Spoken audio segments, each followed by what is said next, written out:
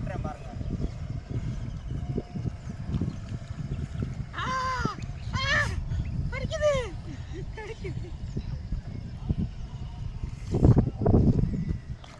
நண்டை வந்து மேலே ஏறி வந்து நான் காட்டுறேன் பாருங்க.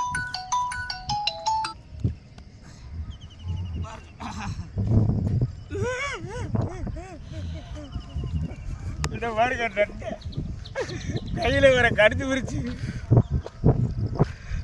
இங்கே பாருங்க. நண்டு